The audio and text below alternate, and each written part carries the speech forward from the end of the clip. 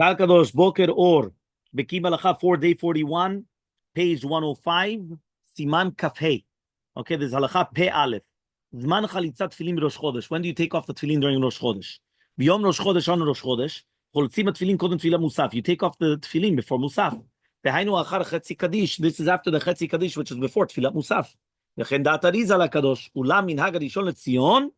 Zah Tzal Haya Lachlos Tefillin Kodem Chetzi Kaddish. You take it off before the Chetzi Kaddish. Right? So do you have a minhag? Well, we always do after, but the Rishon LeTzion used to do it before. Meaning Rav Ovadia used to do it before, we do it after, which is also the minhag of the Arizal HaKadosh, right? And that's also that's what we do. Okay.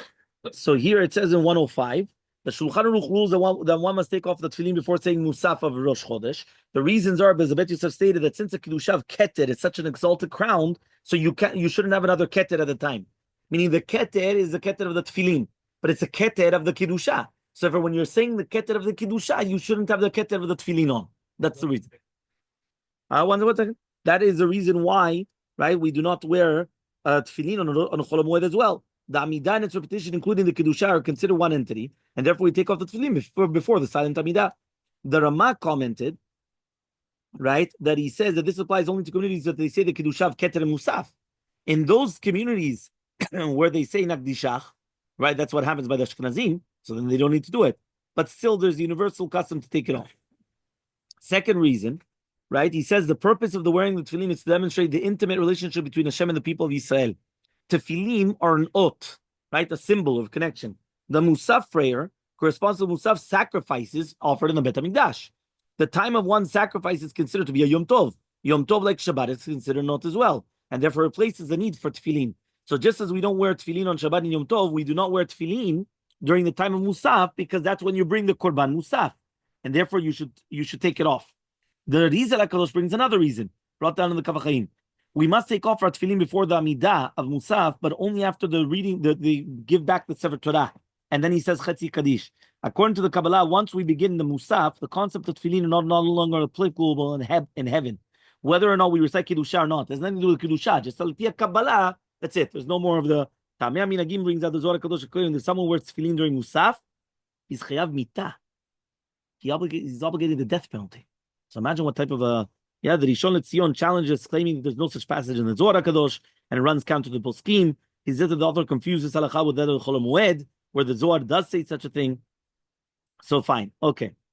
He says that it was a mistake there. Fine. What about the before the half Kaddish? So he says over here like this. He says that Arizal HaKadosh instructions are specific.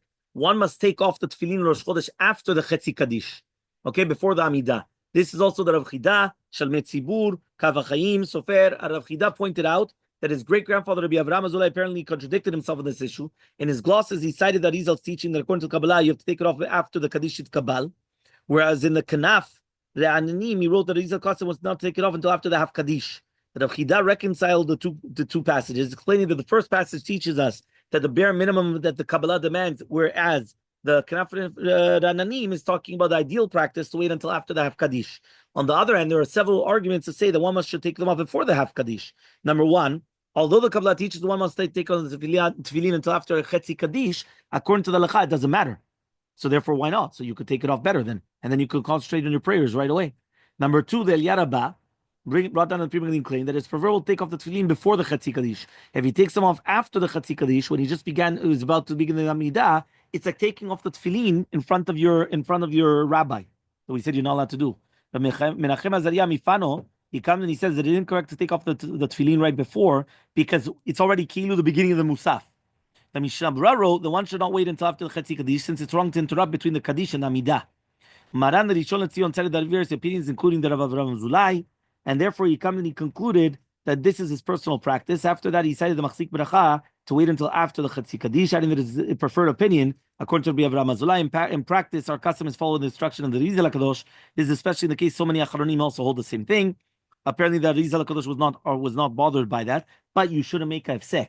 That's why I don't know if you realize I don't even roll up the tefillin. I just take them off. I take them off. You put them in the box. Yes, but they're not supposed to be uncovered. You put them in the box, but I leave it like that. I go do the Amidah immediately. Right after the Amidah, right after the Shachrit, I come back, and that's when I after Shachrit, yes. Not during Chazara, no. Right? You understand? Now, why is it like that? because you want to minimize the ifsek, right? The pasek. Yeah, you heard Babahaki. Minimizing the ifsek between, right, the taking off the tefillin, right, and the amidah, because that was one of the reasons why you should do that. Furthermore, the act of taking off the tefillin, yeah, you're not allowed to speak, nothing. It's mamash. Yeah, so he says taking off the tefillin is not considered an interruption between the Kaddish and Amidah as long as you didn't speak.